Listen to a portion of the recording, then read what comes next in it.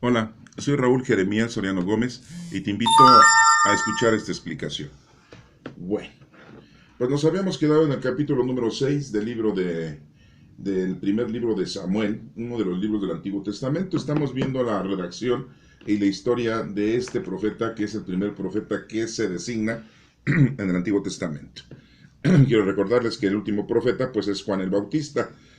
Sí, me van a decir ustedes que hay muchos profetas, pero bueno, aquí estamos hablando de la Sagrada Escritura. Aunque hay mucha gente que dice que la Sagrada Escritura pues solamente es una forma específica de dar la historia de un pueblo y que pues ha trascendido esta historia por algunas circunstancias X y que prosigue esta palabra de Dios, que nosotros así le decimos, en el mundo actual, pero que no tiene nada de importante, que no tiene nada de específico. Así dicen los que pues reniegan de nuestro Padre Dios. Y bueno, pues cada quien carga con su mochila, cada quien carga con sus problemas, cada quien carga con sus aspectos de vida y ya serán juzgados. Eso es lo que nosotros pensamos, los que creemos en Dios, amamos a Dios y tratamos de servirle a Dios. Entonces, bueno, pues son situaciones en que el ser humano tiene su diferente forma de pensar y su diferente cultura y su diferente forma de desarrollarse en la vida y en este planeta. Pero pues nosotros creemos en Dios, amamos a Dios y tratamos de servirle a Dios. Eso es a lo que venimos. Aunque dicen que esto es una utopía y que esto es en realidad una superstición, ¿no? Así dicen, ¿no? Algunos seres humanos, ¿no? Muy evocados a la actualidad, ¿no? Bueno, pero pues, a nosotros no les interesa eso. Vamos a seguir leyendo, estudiando. Recuerden que es importante ver que hay muchas cosas que son historia, escritos del agiógrafo, del escritor sagrado, y que no tienen nada que ver que sean palabra de Dios. No todo lo que está escrito en la Sagrada Escritura es palabra de Dios. Recordemos que unas cosas son palabra de Dios y otras cosas son los escritos de los agiógrafos. Y otra cosa es la palabra de nuestro Señor Jesucristo, que está en el Nuevo Testamento. Tenemos 27 libros. Y otra cosa es la doctrina de la iglesia que tú quieras y mandes, en la que tú te hayas incorporado, en la que tú te hayas desarrollado, en la que tú hayas crecido, siempre y cuando pues tengan la misma línea que nosotros, que creemos en nuestro Padre Dios, que creemos que nuestro Señor Jesucristo es el Hijo de Dios, que así le decimos, porque así nos lo menciona, y que creemos que el Espíritu Santo vive en nosotros en la actualidad. Esas tres divinas personas que Dios ha querido que nosotros así lo captemos, así lo entendamos. Porque para poder entender a nuestro Padre Dios, la verdad es que estamos muy fuera de lugar, ¿eh? O sea, la verdad es que nos vamos a morir y no vamos a comprender todo lo que es nuestro Padre Dios. Nuestro Padre Dios no es una persona, nuestro Padre Dios no es una energía, nuestro Padre Dios es el Todopoderoso. Y sí, el Todopoderoso, el Creador de todo. Dicen ustedes, no, ¿cómo va tu Dios, cómo va a haber creado el planeta Tierra y cómo va a haber creado los planetas, las galaxias, los universos? Pues sí, la gente estúpida, mucha sabiduría, mucha ciencia, mucha capacidad intelectual que tienen ellos sobre el estudio de la forma en que se haya desarrollado la vida, pero pues no alcanzan a comprender lo que nosotros, gracias a Dios, y dije, bien, gracias a Dios, nos hace entender. Pero bueno, pues cada quien que viva como se le hinche la gana, disculpen la palabra, ¿verdad? A veces uso palabras muy antisonantes para muchos, porque me han criticado, me dicen, es que usas palabras muy ofensivas, usas palabras como de gente de barrio, usas palabras que a lo mejor nos dañan en lo como lo estás tú explicando. Pero no es mi intención el faltar el respeto a nadie. Simple y llanamente que es una forma en que así como los escritores sagrados escriben o escribieron los libros del Antiguo Testamento, pues es una forma en que, pues, expresiva, en que yo trato de comunicarles a ustedes mi formato, ¿no? Yo siempre les digo a ustedes, hagan oración al Espíritu Santo para que les diga y les oriente qué es exactamente lo que deben ustedes de entender, qué es lo que ustedes deben de comprender de nuestro Padre Dios. Yo solamente trato de darles mi explicación con lo poco que sé, con lo poco que he estudiado, con lo poco que tengo, para brindárselos a ustedes, para que ustedes tengan una opinión diferente. pero la mejor opinión la tienen ustedes, porque ustedes son los que tienen también el entendimiento del Espíritu Santo y pueden lograr comprender lo que Dios quiere de cada uno de nosotros. Entonces no le trato yo de que ustedes sean mis seguidores, ni tampoco que, ay, sí, tiene razón, estimo a este señor porque me dice las cosas así violentamente o educadamente o grotescamente. No, no, no, no, no, mi interés no es ese, ¿eh? Mi interés es que escuchen mi explicación, que es mi opinión. Ustedes pueden estudiar, ustedes pueden leer, ustedes pueden pedir al Espíritu Santo para que puedan interpretar y esa es su mejor forma de que ustedes puedan captar. ¿Por qué? Porque yo tengo fe en que nuestro Espíritu Santo les pueda indicar a ustedes qué es y cómo es la verdad. Para esto, pues necesitan ustedes hacer oración. Bueno, vamos a pasar a leer el capítulo número 6 y a explicarlo. Recuerden, trato de darles el mensaje teológico, no nada más histórico, porque yo no soy un historiador, ¿eh? Y bueno, yo lo que quiero es que ustedes obtengan nada más el mensaje teológico, ¿no? La teología es el estudio de nuestro Señor. Sí, capítulo número 6. Dice, el cofre del Señor había estado 7 meses en territorio filisteo. Y convocaron los filisteos a los sacerdotes y adivinos para preguntarles, ¿qué haremos con el cofre del Señor? Díganos cómo debemos devolverlo a su lugar. Miren, voy a ir haciendo pausas para ir explicando estos versículos. Este capítulo se los voy a ir diciendo de esta manera, porque si no después se nos van algunas explicaciones. El cofre del Señor había estado en el territorio filisteo 7 meses. El número 7 significa plenitud. Ya era una plenitud, ya era suficiente, ya era demasiado. Ya no podía estar más tiempo el cofre del Señor, que es el arca de la alianza, que tiene el báculo de Moisés, lo que se había recogido de la comida que Dios les dio 40 años a los hebreos, y también estaban las tablas que había hecho con sus manos Moisés, porque las primeras que había hecho Dios, pues las había destruido Moisés, porque no se lo merecían los hebreos en aquel entonces por haberse vuelto idólatras. Bueno, y nos dice que convocaron los filisteos a los sacerdotes y adivinos. O sea, los adivinos es una forma equívoca. ¿Sí?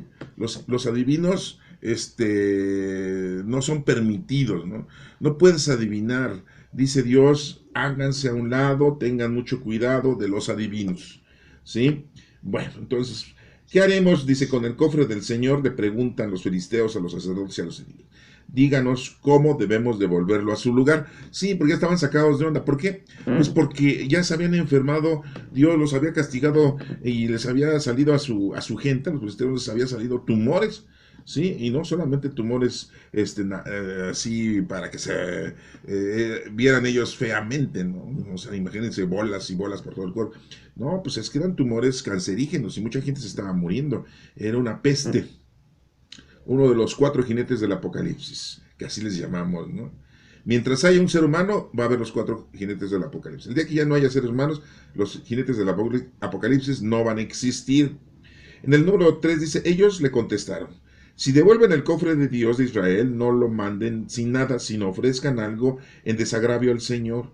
Entonces ustedes volverán a estar sanos y comprenderán por qué no han dejado de castigarlos. Se dan cuenta cómo los mismos sacerdotes y supuestamente asesinos, pues ya se habían dado cuenta que la acción divina, ¿sí?, estaba progresando con el pueblo por haberle faltado el respeto al cofre del Señor, al arca de la alianza, ¿no? Bueno, dice, ¿qué podemos ofrecerle en desagravio? Preguntaron los filisteos. Dice aquí, 5 figuras de oro en forma de tumor. Qué bueno, ¿no? Contestaron los sacerdotes, una por cada jefe filisteo, y 5 ratones del mismo metal, ya que ustedes y sus jefes sufren de la misma plaga. Bueno, pues vemos aquí cómo pues le sale lo inteligente, ¿verdad? Lo vasto a los sacerdotes y adivinos, y dicen, vamos a ofrecerle al Señor, ¿sí? Y dice aquí, dice 5 figuras de oro. El número 5 significa el trabajo del hombre. Bueno, número 5 dice, por consiguiente, hagan las figuras de los tumores y de los ratones que destrozan el país y den honra al Dios de Israel, pues tal vez deje de castigarlos a ustedes y a los dioses y a la tierra de ustedes, ¿no? O sea, en vez de que digan, pues vamos a destruir todos los dioses, porque el único Dios que verdaderamente es Dios es nuestro Padre Dios, ¿no? Entonces, quedan con esa secuela, ¿no? Ellos, ¿no? Pero no entienden que Dios es el Todopoderoso. No entienden que no hay otro Dios. O sea, todo lo demás hecho por manos humanas son por manos humanas. En la actualidad tenemos muchos problemas con eso, ¿eh? Sí, porque nos hemos vuelto muy idólatras, hacemos figuras, ¿sí? Y las idolatramos. Y no solamente eso, sino también nuestras conductas y nuestras pasiones las idolatramos. Bueno, y nos sigue diciendo, dice, ¿por qué tienen ustedes que ser testarudos, como fueron los egipcios y el faraón, que solo cuando el Dios de Israel los trató con dureza dejaron ir a los israelitas? Manden ustedes, dice aquí, una carreta nueva. Tomen después 2 vacas que estén criando y que nunca hayan llevado yugo y únzalas a la carreta. Pero no dejen que sus becerros las sigan, sino déjenlos en el establo. Tomen luego el cofre del Señor y pónganlo en la carreta, colocando a un costado en una caja los objetos de oro que le van a ofrecer en desagravio. Después dejen que la carreta se vaya sola. Bueno, aquí estamos viendo que están haciendo una acción, ¿no? Muy mundana, una acción muy, muy, muy, muy terrenal, ¿no? Bueno, ya parece que a Dios le va a interesar que le pongan ustedes, pues, esos objetos de oro, ¿sí? Y que de alguna manera ustedes estén, entendiendo que con eso se van a salvar, que con eso ya van a ser la... A Dios no le interesan esas cosas, ¿no? O sea, definitivamente lo mundano y lo terreno, pero bueno, ellos no tienen una capacidad intelectual como para poder entender esto. Y por eso empiezan ellos a verlo de esta manera, ¿sí? De que van a ser, digamos, van a llevar esos 5, ¿sí? Figuras en forma de tumor y bueno, pues dicen, a ver si con esto funciona, ¿no? Tomen luego el cofre del Señor y pónganlo en la carreta, ¿sí? Dejen que la carreta se vaya sola, ¿sí? Pero fíjense en esto, si la carreta toma la dirección de Bet Semes, su propia tierra, es que el Dios de Israel ha sido la causa de nuestra gran desgracia. O sea, todavía lo dudaban, ¿eh? En caso contrario, sabremos que no fue Él quien nos castigó, sino que nos ha ocurrido un accidente. O sea, una cosa de casualidad. Fíjense, ¿eh?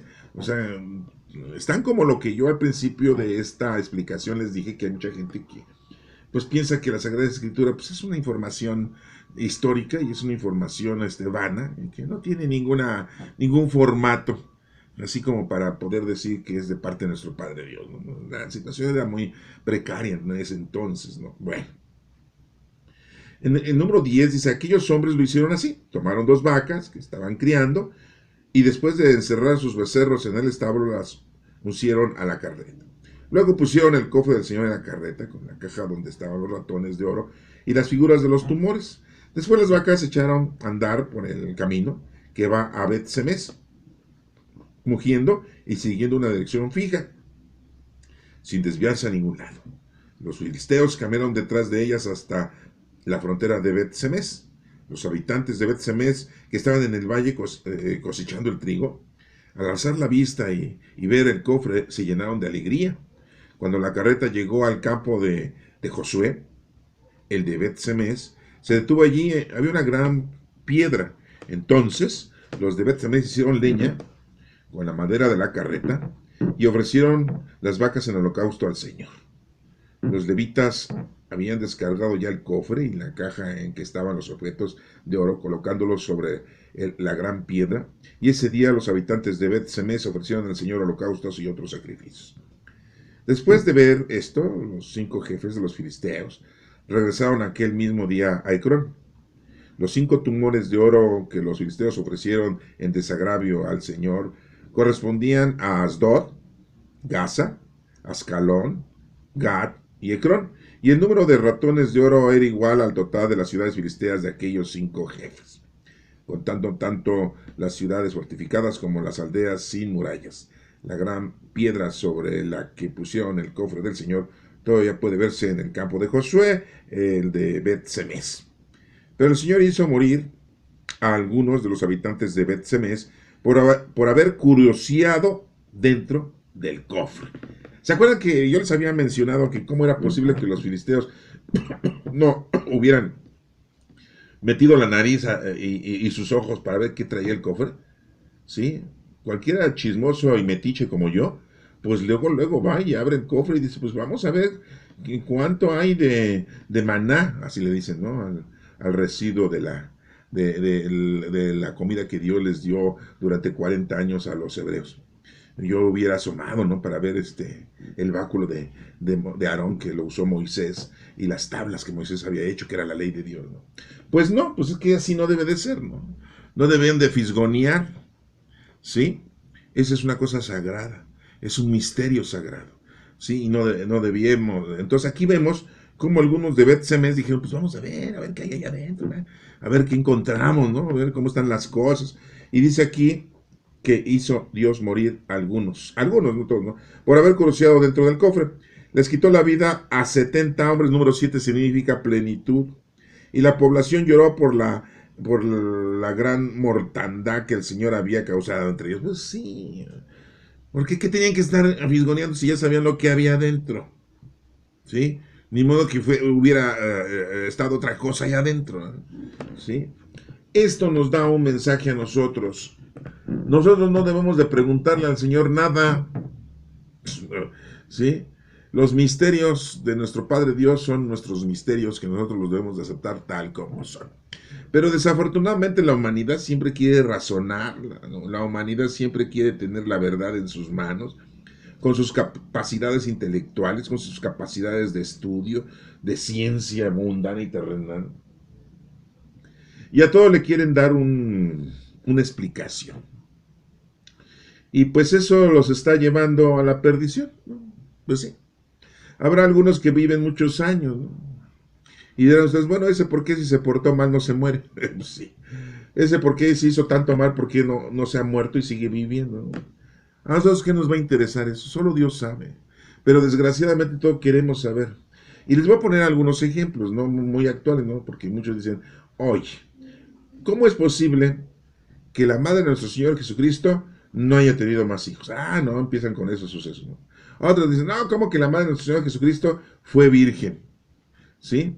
¿Por qué? Porque pues, una persona virgen es que no tuvo relaciones sexuales, ¿no? Con un hombre, ¿no? La mujer. No, pues cómo nació ese, ¿no? Algunos judíos en la actualidad, muy grotescamente, algunos se quedan callados, ¿no? Y son muy dados a no opinar, pero hay algunos que son muy grotescos. Y dicen, no, que el hijo que tuvo María era un hijo de quién sabe quién, ¿no? ¿Sí? Y porque pues José la cuidó y la acompañó, pero pues él no era el papá del hijo de María.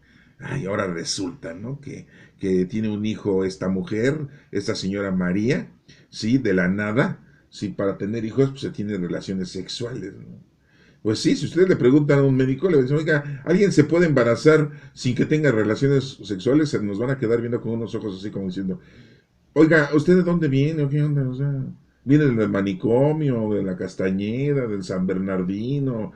¿O qué? ¿Usted no ha superado eso de que cuando eran niños que le decían a los papás, los niños los trae la cigüeña? Sí, no, se nos iban a quedar los médicos así viendo como, pues no, señor, no, señora, para tener un hijo se necesita tener relaciones sexuales. Y si tiene una mujer relaciones sexuales, entonces ya perdió su virginidad. Porque ese es el dato, ¿no? Que tenemos en la actualidad, ¿no?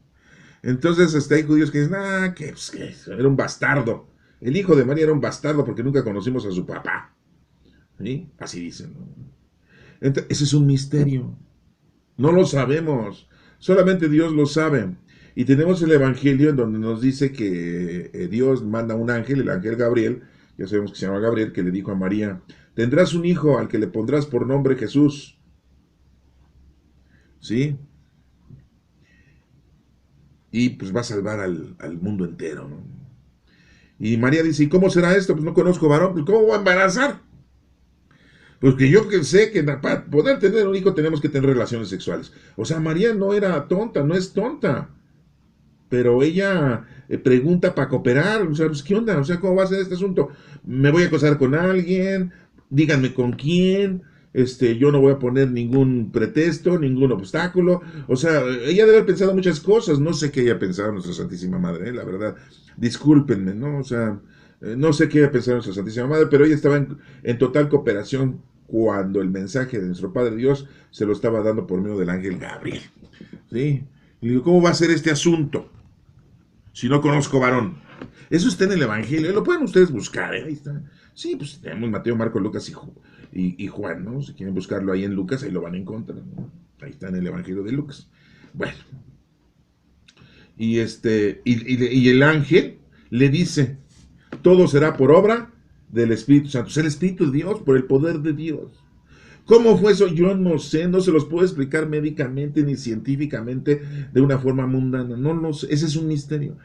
Aquí vemos cómo los metiches, ¿verdad? De Bet Semes, que son la tierra de Josué, ahí se asomaron al cofre, ¿no? Para ver qué había en el cofre. O sea, metiches, o sea, no debe uno de estar investigando los misterios de nuestro Padre Dios.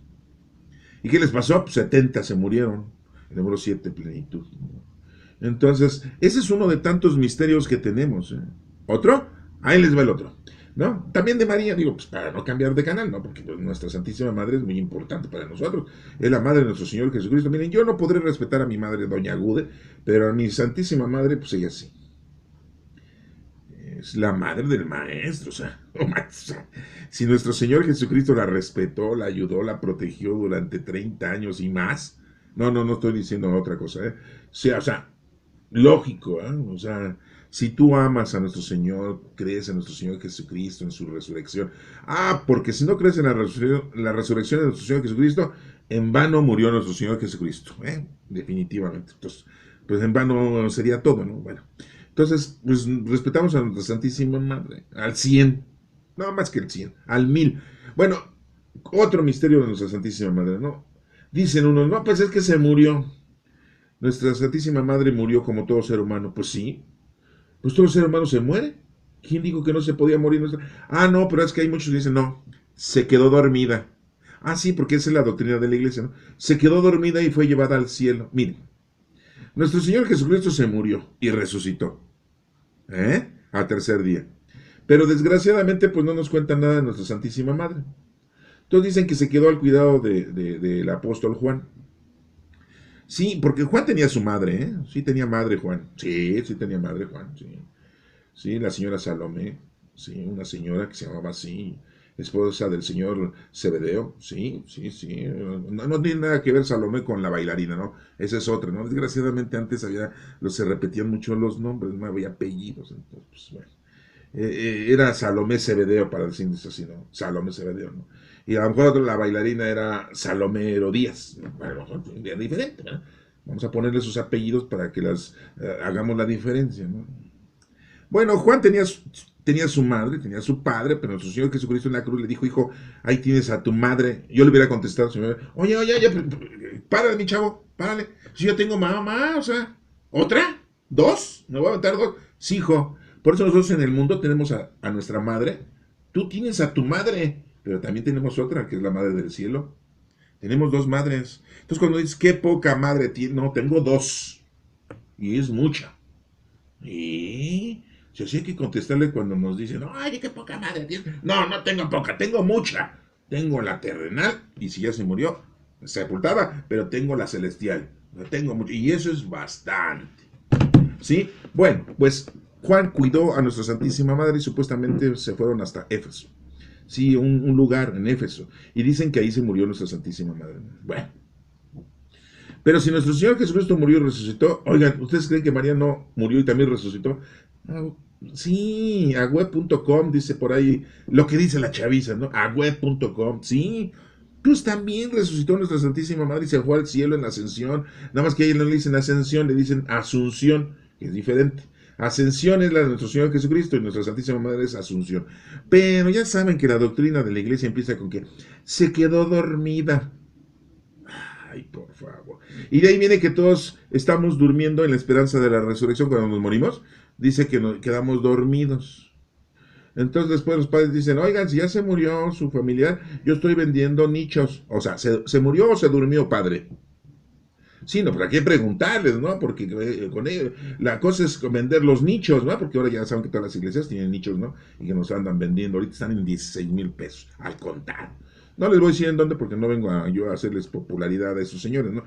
Pero ellos nos dicen, ya se le murió su pariente, ya se le murió su papá, ya se le murió su esposo, ya se le murió el esposo, yo le vendo el nicho. Oiga, padre, usted dice que nos dormimos en la esperanza de la resurrección y ahora me dice que ya se murió. Bueno, no saben qué decir. Sí, no, sí, porque es doctrina de Cristo. Entonces, ellos dicen la doctrina de Cristo aplicada en la iglesia. Ellos dicen, no, pues es que se durmieron en la esperanza de la resurrección. Y entonces por eso dicen, es que María se durmió. No, miren, todos los seres humanos nos morimos. Y Jesucristo se murió. Sí, se murió, pues estaba clavado en la cruz después de la madriza que le pusieron y la corona que le pusieron y todo. Se murió. Y lo pusieron, lo enterraron, no lo enterraron, lo sepultaron, lo enterraron debajo de la tierra. Lo sepultaron en la tumba de José de Arimatea. Nada más la usó unas cuantas horas, ni se la ensució. Sí, no, porque José de Arimatea a lo mejor ya cuando salió nuestro Señor Jesucristo y resucitó, a lo mejor llegó ahí a sanitizar, no, por la cosa del COVID y no, en ese entonces no había COVID. No, pero no, o sea, nada más la usó unas horas nuestro Señor Jesucristo y resucitó y ahí se la dejó como nueva, intacto. ¿Sí? Bueno. ¿Por qué les digo todo esto? Pues por los misterios. Este era un misterio. Es un misterio. El arca, el cofre del Señor, no es para estarlo abriendo. Si ya sabías lo que había, ¿para qué? ¿Para qué le busca? A nuestro Padre Dios no le andes buscando, ni le andes preguntando de los misterios. ¿Eh? Son misterios y así son. Hay muchos misterios, ¿eh? No estoy hablando de los misterios del Santísimo Rosario. No. Estoy hablando nada más de estos misterios que te acabo de decir de nuestra Santísima Madre. Sí, ¿verdad? Porque hay otro misterio. Vamos a hablar de nuestro Señor Jesucristo. Y es el último que se los doy para continuar con la lectura. ¿Sí? El misterio de nuestro Señor Jesucristo, de su vida, después de los 12 años hasta los 30 años. No sabemos 18 años qué pasó con él. Hay muchas informaciones de otros libros que supuestamente son contemporáneos, que se les dice que son apócrifos, yo no sé por qué les dicen así. Bueno, son contemporáneos que nos dicen que Jesucristo pues, se comportaba normal y que otros decían que se comportaba haciendo milagritos y que ya había conocido a Judas Iscariote y que con él jugaba y que Judas Iscariote hacía maldades y Jesucristo las componía. Miren, Judas Iscariote vivía en Judá y Judá está al sur de Jerusalén. Y nuestro Señor Jesucristo vivía en Nazaret, al norte de Jerusalén. Entonces no podían haber crecido juntos. Entonces que no les digan estupideces y mentiras. ¿Sí? Aunque esté escrito en un libro de aquel entonces, ni modo que Judas Iscariote para ir a jugar le decía a su mamá, mamá, ahorita vengo. ¿A dónde vas, Judas? Voy a ir a jugar al parque. Y desde Judá se iba hasta Nazaret. No inventen. Si no había metrobús, no había camiones, no había Uber. ¿Cómo iba a ir? Y ya jugaba con Jesucristo y le hacía maldades a Jesucristo y Jesucristo agarraba y componía todas las maldades y ya desde chiquitos, según la historia de cuando nuestro Señor Jesucristo estaba chiquito, que ya hacía milagros y que todo, y que Judas siempre era mala onda, era el que hacía el bullying. Sí, no, para que me vayan entendiendo ahorita. Pues no, vivían muy distantes, eran muy lejos. Todos los discípulos de nuestro Señor Jesucristo eran galileos. El único que no era Galileo era Judas Iscariote, que era de Judá. Bueno, ese es otro misterio que no sabemos qué hizo nuestro Señor Jesucristo de los 12 años a los 30 años. O sea, 18 años están perdidos para nosotros históricamente hablando. Aunque nos digan muchas cosas, no lo sabemos. Es otro misterio. No, pero ahí la andamos rascando y buscando y diciendo, inventando. No, ay, sí, porque los seres humanos son buenos para inventar, ¿eh? Sí, todos se creen actores. Sí, todos actúan. Sí, no dicen mentiras, actúan. Porque un actor no miente, actúa. Es una de las frases. Sí. Bueno, ese es otro misterio. Pero bueno, ya después de decirles esta información de tantos misterios, vamos a continuar con la lectura. ¿Sí? Después de que estos 70 hombres murieron por andar de metiches y de curiosos. Entonces lloró la gente, ¿verdad? Por la gran mortandad que el Señor había causado entre ellos. Entonces dijeron a los habitantes de Bet-Semes, ¿quién se puede sostener ante el Señor ante este ante este Dios santo? ¿Quién se puede sostener ante el Señor, ante este Dios santo? ¿Contra quién irá cuando se aparte de nosotros? Y enviaron a los habitantes de Kiriat Jearim el siguiente mensaje: los filisteos han devuelto el cofre del Señor, así que vengan a llevárselo.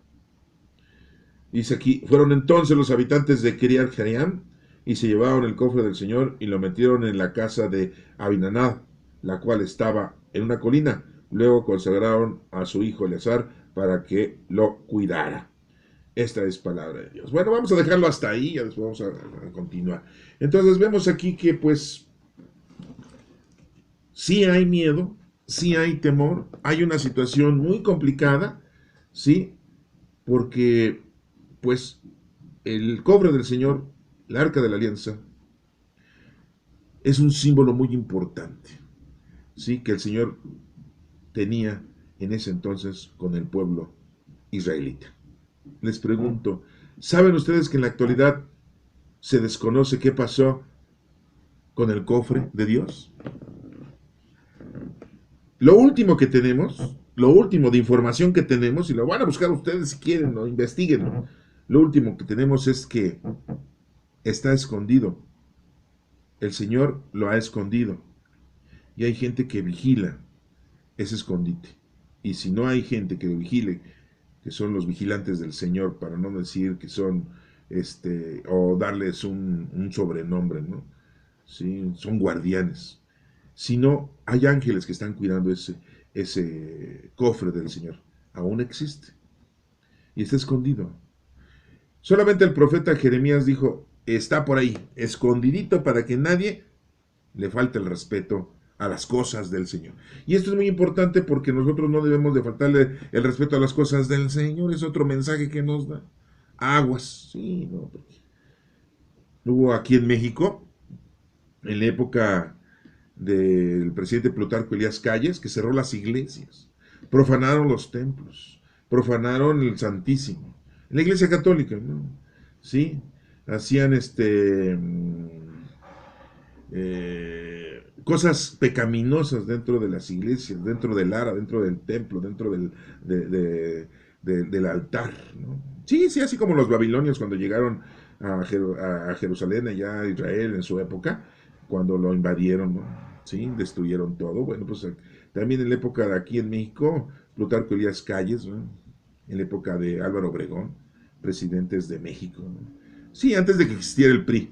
Sí, no, pues ya no le echen la culpa al PRI, pobre PRI, ¿no? Sí, siempre el PRI. Pero el PRI pecó más, ¿no? Ahorita dicen, ¿no? Oye, que mira que está mal esto ahorita en la nación, que hay problemas. Sí, pero el PRI pecó más, ¿no? El PRI robó más, el PRI fue más nefasto, sí, ¿no? Pero en ese entonces que le estoy hablando yo de cuando violaron, ¿sí? Mancillaron, ¿sí?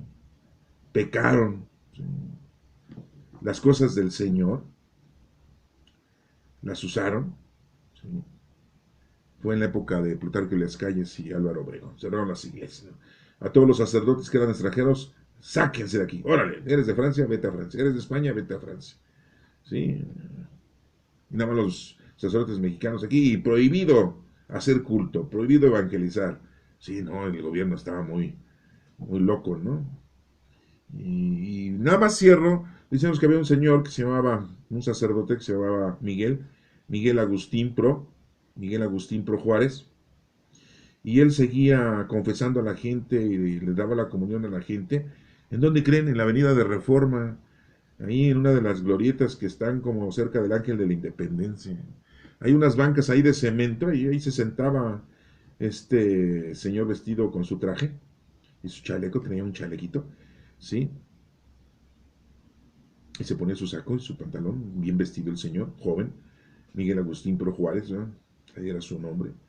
Y en una bolsa de papel, de estraza, como si fuera pan, como si fueran galletas, traía la comunión. Porque estaba prohibido. A que agarraban, lo metían a la cárcel y lo mataban. ¿Sí? Estaba prohibido el culto. Y más para los católicos. Y se acercaba la gente, como dice, a platicar con ese señor, que era un sacerdote, la gente que lo conocía. Y se confesaba con ellos, ¿no? y le daba la bolsa para que se tomara la comunión, ¿no? Y la gente dice, bueno, pues están comiendo galletitas, están comiendo pan, ¿no?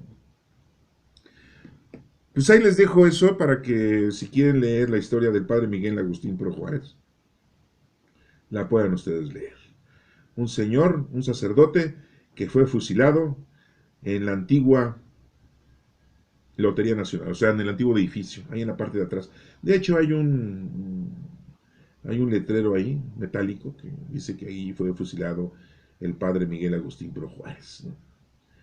Pero no les voy a contar la historia porque es una historia muy larga y la pueden ustedes investigar. Eso se los dejo de tarea, si ustedes gustan. Y bueno, pues después continuamos con el otro capítulo que sigue. Hoy hemos aprendido a no ser metiches, a respetar los misterios de nuestro Padre Dios y no andar de preguntones, ¿no? Sí. Aceptar las cosas como la aceptó nuestra Santísima Madre cuando le dijeron, vas a tener un hijo al que le pondrás por nombre Jesús. Y en vez de estar de preguntones, decir en una forma colaborativa, ¿cómo va a ser esto, Señor? Porque pues no tengo varón, dijo María, ¿no? Entonces cuando se nos presente algo, decirle al Señor, Señor, pues yo no entiendo, soy muy estúpido.